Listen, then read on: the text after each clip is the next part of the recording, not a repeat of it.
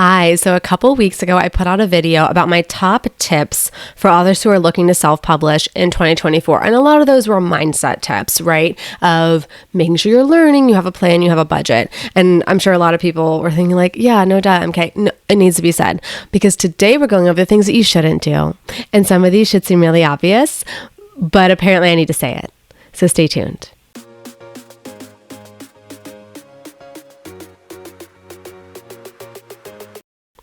Hi, I'm MK Williams. I'm an author and independent publisher. I love sharing my insights about all things books and publishing with you. Before I get into the details about today's video, don't forget to hit subscribe. You'll be here every week as I release new videos about self-publishing, making a career being an author, and now being a mompreneur. And for those of you who haven't been following my channel, I've been self-publishing since 2015. I still have 13 self-published books out. Last year, I started going towards the traditional route for a book of mine that really seems like it'd be better suited for the traditional model. So I'm keeping everybody updated on that. But I still have self-published books, and I still get a lot of questions about self-publishing. And today I'm going to be talking to you about the biggest don'ts, the things you shouldn't do, the things that I hear from people over and over again that make me want to bang my own head against my computer. And so I'm going to put these out here really clearly and tell you why I think these are bad ideas, why it's going to trip you up, why it's going to make you more stressed and make your experience of self-publishing worse. Don't do any of these things. Okay? Thanks. Okay, so the first thing that you should not do, that I understand that you can do on several platforms, you should not be uploading a dummy or an unfinished version of your book and putting a release date on it. If you are starting out with this, if this is maybe even your second or third book, do not under any circumstances upload an unfinished version, a draft version, a dummy version that's just empty to Ingram Spark or to Amazon KDP or any other platform and say, yeah, I'm going to definitely have this uploaded before my launch day, and expect everything's going to go smoothly. With Amazon KDP, they do consistently send you updates saying, hey, like by this day, you have to have certain things uploaded. Some people like to upload it early so they can start to get in pre-orders. I totally get that. I have seen authors have to cancel their pre-orders, their entire book, because the book wasn't ready. And instead of having a draft version go out that wasn't correct, they canceled it. They lost all of their pre-orders. Or they had something go out wrong because like, well, I updated it, but the system takes a while. Like you are relying on Ingram Spark or Amazon KDP or any of these platforms to have their systems update instantaneously. And on the part of Ingram Spark, you're expecting an instant update to have the correct content that is instantly pushed out to all of those retailers in your network.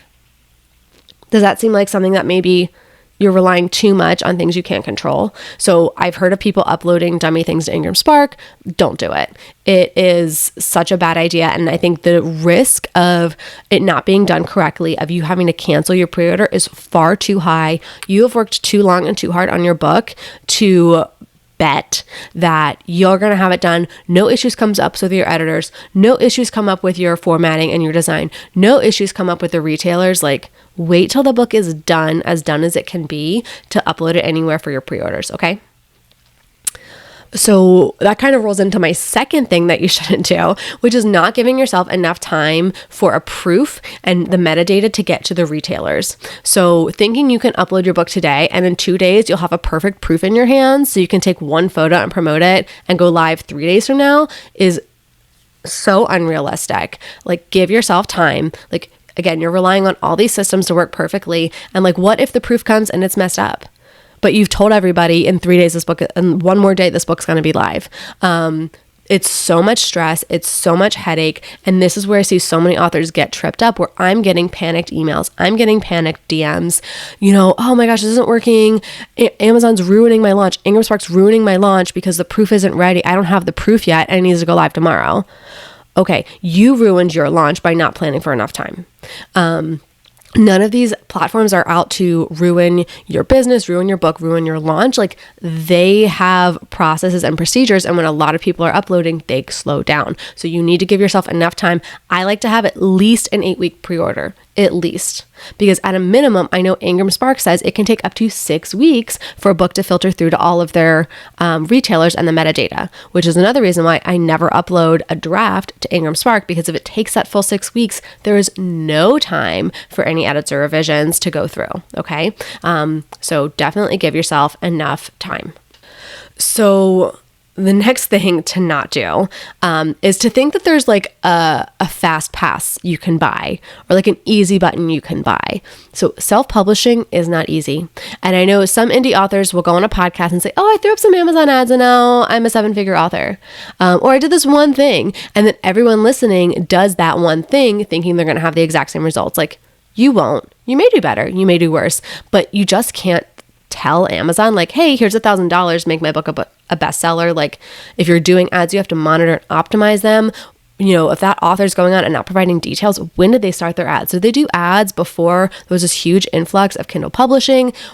What are they targeting? Are they in the super niche category, but you're in a really big crowded category? Like there's so many things. And the same goes for any other marketing, right? Like there's no easy button. And I see authors ask me all the time, like, oh, like just do XYZ for me and this will just be solved. I'm like, that's not how it works. Like, yes, I can help you understand the platforms. I can show you what buttons to click, but that does not guarantee success. And you have to spend money and time to invest in your book. Like there's no easy button. And eventually, after optimizing and trying new things, you will find your audience. You will find the platform and that channel that works for you. But there's no shortcut for that and that learning. And anybody trying to sell you an idea that they have the shortcut, they have the key, they're the only ones with this secret formula that works every single time, they are lying to you.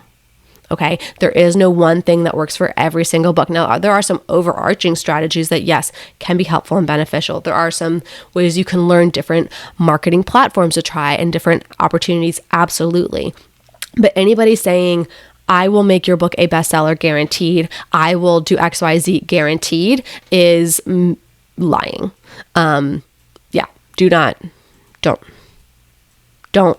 Don't go with that person. Go with somebody who's going to tell you, I will teach you XYZ things, and then it's up to you to optimize and see what works for your book, because that's realistic and that's what the job is of being an indie author. Okay, so this next thing is something I have heard several authors do specifically this year, and I think I know why. And the thing that I do not want you to ever do is to format your predominantly text-based book in Canva. Stop it.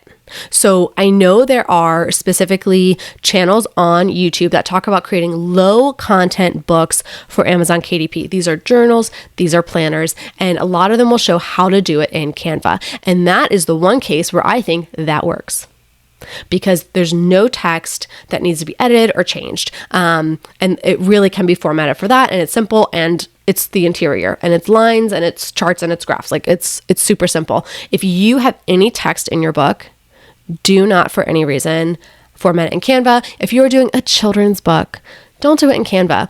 Also, don't use the Canva images that you do not own to put into your book that you want to sell and then assume that that's going to be all fine with Canva. You either need to ask specifically for permission or you need to be bringing your own images. The thing with Canva is that it's very difficult to format for the left-right switch that you need for the gutter. When you have it exported, now you can export as a PDF, which would work for a print book, but you have to have your margins, you have to have your bleed. There's a lot of really specific things that are not easy to do in Canva. And then what happens when you want an ebook? You have spent all this time formatting in a software that can export JPEGs, PNGs, PDFs, or MP3s and MP4s. You can't get an ePub file from Canva. You cannot get any other reflowable ebook file from Canva. So now you've been editing your book in Canva. So your master Microsoft Doc file or Google Doc file does not match what you have here. And so if you want to create an ebook, how are you going to do that? How are you going to make that? So stop using Canva. I understand a lot of people are like, oh, like it's perfect for design and I can really make it look nice. There are a lot of free formatting softwares out there. There's Scribus, which I have tutorials on. There's Calibre. There are other ways that you can use a free formatting service for your print book that will actually format it. And then you are still free to use your master document to create your ebook. Do not draft in Canva. Do not change things from your master document in Canva and then say, oh, well, I don't have a master document to then use for future edits on this book in print, for future ebooks. I heard from an author who she created the whole book in Canva. So there's no draft to then have somebody make an ebook for her. Stop using Canva. Stop using Canva to format your books. Stop. Do not stop. Just stop it. when it comes to marketing for your book, sure, use Canva. Marketing yourself as an author, promotions, things like that, absolutely use Canva. It is not for book formatting for any book that has words. Like if for low content, sure. Stop putting your novels and your nonfiction books into Canva. Okay, those are my little rants of things to not do in 2024. These are trends that I've seen that need to stop.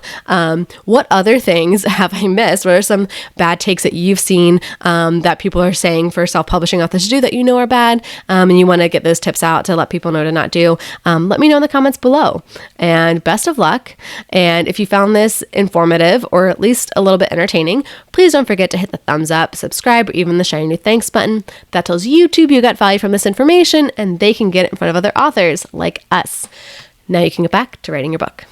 Hey guys, thank you so much for watching this video. I hope you really found it helpful and informative. And before you head on to watch another video on YouTube, on this channel or another channel, or go back to actually write your book, I want to let you know that I answer a lot of other questions on this channel, really short, to the point, succinct, one question, one answer. But I've pretty much downloaded my brain into my Author Your Ambition books, and you can get these anywhere that you can find books. So whether you're just starting out writing, whether you're figuring out your plan for self-publishing, you're trying to figure out marketing, I pretty much have a book for you. So self-publishing for the first-time author, book marketing for the first-time author, how to write your first novel, and going wide are all available, like I said, anywhere that you can find great books. And you can easily find all the links and the different retailers if you go to authorYourAmbition.com/books.